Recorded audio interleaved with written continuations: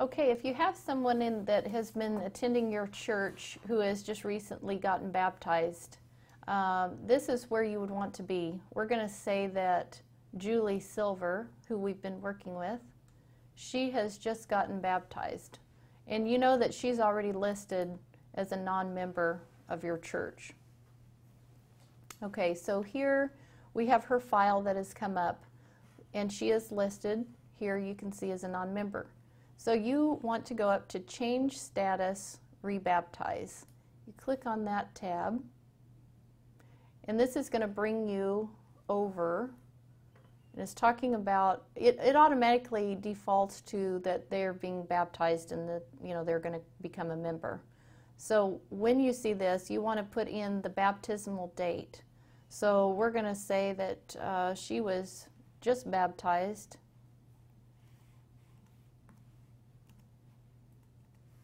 and that it was by baptism. Okay? We're going to hit save.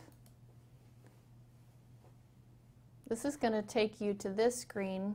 You can see over here that it is now added. So there's the organization. Now she is a member. Here's the date. She was, it was by baptism. Okay, so she was baptized by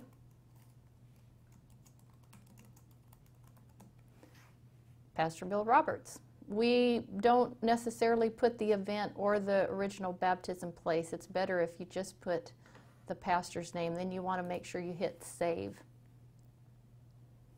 So here this takes us back to her file, and you can see that now she is a member of the Auburn Academy Church.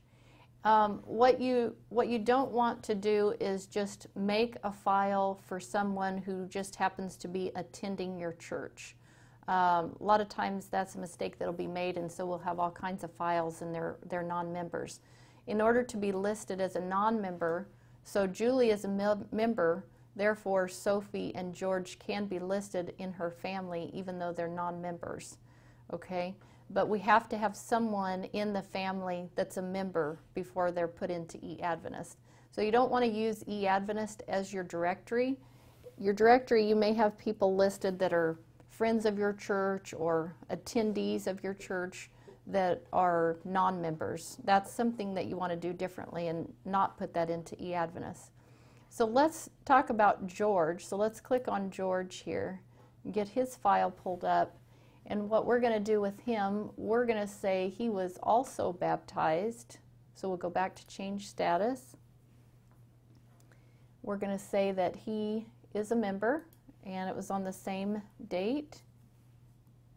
But he actually came in by profession of faith. He was already a member at a different denominational church.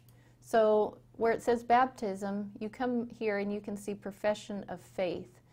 We don't use prior baptism, prior profession of faith, or prior transfer, because that gets everybody really confused. So we just use baptism and profession of faith. So he came in on profession of faith, meaning he wasn't baptized. So you want to save that. So then it doesn't take you to any place to put who baptized him because he was done on profession of faith.